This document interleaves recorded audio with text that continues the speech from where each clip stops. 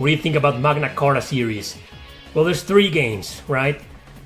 The first one never came out of Japan. That's the one most people don't know about. People know the one on the PS2 and the one on the 360, right? A lot of people don't know the one that came out on PC alone. And that's it. We never got it. And it's a prequel. You go and play Magna Carta Tears of Blood on the PlayStation 2, and you notice there are some things about the past that kind of happened with the protagonist Callens, but you overlook it because it's mostly a standalone game. It doesn't focus too much on that. And there are some memories in there and some flashbacks, and you think it's a standalone game. When I finished the game, I was like, I didn't feel like I missed much on the story, but I did feel like the game had left out several things about the character, the protagonist, and we didn't learn them, we didn't know them. But I was like, okay, it doesn't matter, right? I didn't know it had a prequel. It did. Years later, I found out it had a prequel. Never came out of Korea. That's a South Korea RPG. It's not Japanese, it's not Chinese. That's a game from South Korea. And it stayed in Korea. The first one on PC. Only in Korea. And then so Tears of Blood came about. But then the third game came, and now it was called Magna Carta 2. Okay. And it had nothing to do with the game. Like completely different story, characters, universe, completely unrelated to the first 2 games. And it stayed on the 360. And it's good. But I never finished it. I thought the battle mechanics were kind of unnecessarily complicated. They could have gone full action, no problem. But I don't know, man. Something about that game rubs me the wrong way. I never finished it. It's good, but I didn't love it. I loved the PS2 game, though. So it's dead. Why is it dead? Because it never succeeded. Problem number 1, the first game never came out of Japan. Problem number 2, there was barely any advertisement for the second game on the PS2, the one we all know, right? Hidden gem, man, nobody fucking knows that game. And then the third game came out, which is Magna Carta 2, so there's some confusion already in there. Exclusive to the Xbox 360. That, I mean, come on. No. Come on. That right there, that was a final nail in the coffin for the series. Will we ever see Magna Carta again? I don't think so. Mega Man Legends 1 or 2? 2 for me, definitely. 1 was kinda rough. I think Capcom was just testing the waters on what they were trying to do. They were like, okay, we're gonna do like a full role-playing game, in 3D. Mega Man will be able to move around and walk around, and go to towns and talk to people and whatnot. So let's see how it goes. And honestly, it didn't go that well. The game is not that great. So naturally, when it was successful, despite its flaws, so naturally they developed the sequel with that in mind, and it made it better. To me, Legends 2 is a much better game. There is an English translation of the original Magna Carta now. I didn't know that. That's what people are saying about Metaphor Refantasio. Wow, it looks just like Persona. I'm also saying that. He looks just like Persona, but different at the same time. I'm looking forward to that game, but I'm not that excited for it. I just don't trust Atlus anymore. Have you played Champions of Norrath? Yes, I have, Kiss, on the PlayStation 2. Only the first one. I think there's 2 games. I only played the first one. It's pretty similar to Dark Alliance. Pretty similar game. It was fun, and I noticed there was a multiplayer co-op mode. I think the game is naturally better in that regard. It's just one of those very few RPGs. It's a Western RPG that it's just much better to play with somebody else. Cooperative mode. You play that game by yourself, it's not that great, but it's fun nonetheless. I covered the game in my second Super Obscure Gems video. Check it out. Revenant Army has 8 kingdoms. Too much that I thought you were going to build a series as big as Game of Thrones or Trails. Well, You know, those two books, Terra Gaiden and Revenant Army, they're not connected, nothing to do with each other, completely standalone. But my point is that, well, I did consider creating a series, like trilogies, at least for them, for both of them, separately. But that never happened because my writing career never took off. Maybe one day I'll come back to them and develop a sequel.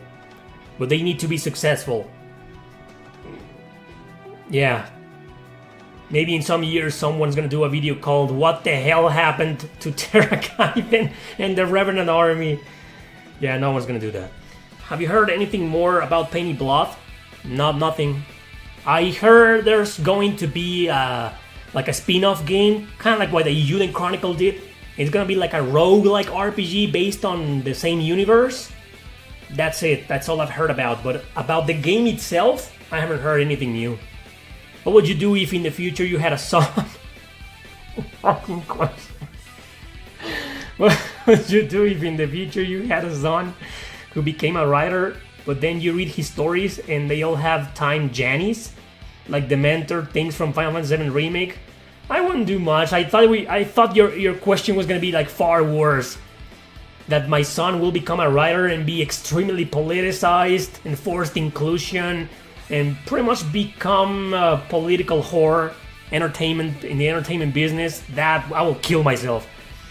But if the guy is a fan of Tetsuya Nomura and he's influenced by it, I guess I will be a little bit disappointed, but not really. I would just let my son be.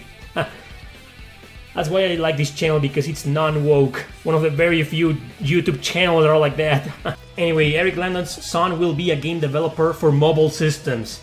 You know, usually, not always, but usually sons and daughters end up going through a rebellious phase, and they usually rebel against their parents, right? So if I like this music and JRPGs and non-woke stuff, my son or daughter is probably gonna be the exact opposite, just to piss me off, right? And that's why I don't have any kids. Ha ha ha ha ha.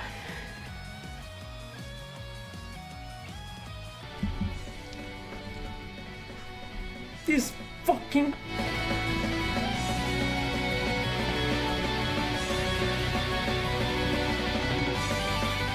this is not Mitsuda. It says there it's Yasunori Mitsuda because I couldn't find the right info, the correct information, but Yasunori Mitsuda composed several themes, but not this one. I think this is Yuki Harada. Holy shit, this battle theme, man. This is one of those games that is just the perfect example of a JRPG that was released on the wrong console. I love the Wii, okay, but can we all agree this guy should have been released on anywhere else? A PlayStation, the Switch maybe? Port this goddamn game, please. The developer is dead. No, a lot of people don't know this, but this game, wait, this fucking game right here, fucking mirror thing on my computer.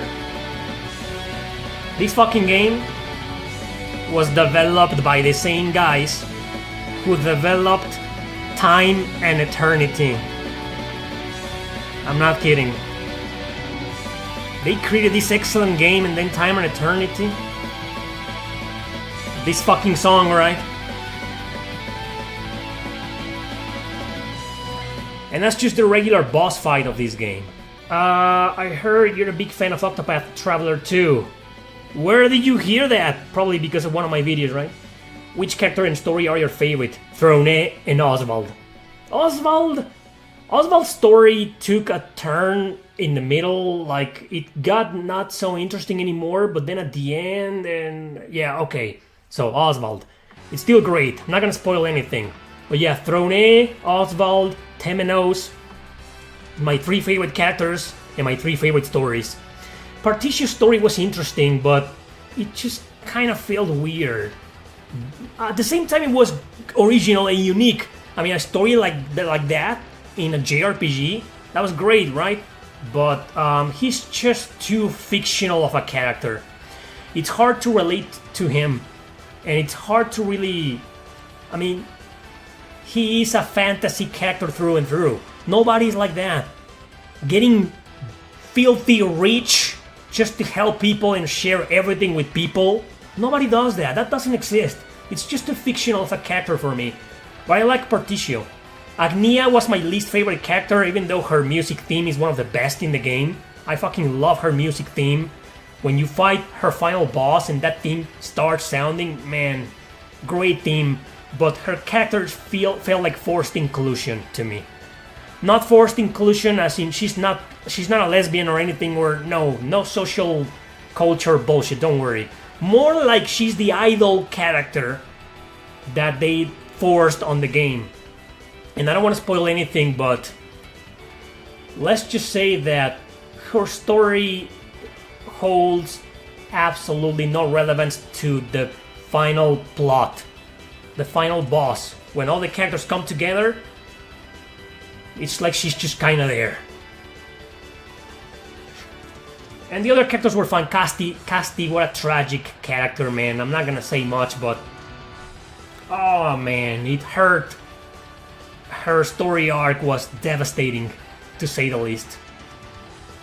Man, what a life, what a tragedy. What happened? I mean, that's just horrible, man. Yeah.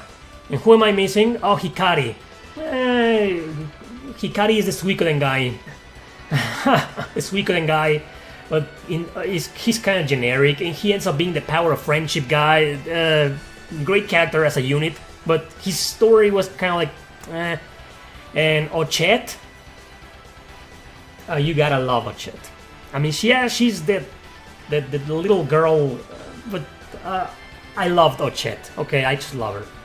Always talking about food and whatnot, and always making food references, and like asking stupid questions and making the characters laugh. And I mean, I fucking love Ochette. So she's like Vaughn in Final Fantasy XII. You mean Agnia? No, Vaughn felt like just well, yeah, actually yes. A little bit different, but yes. Yes. That's it, guys.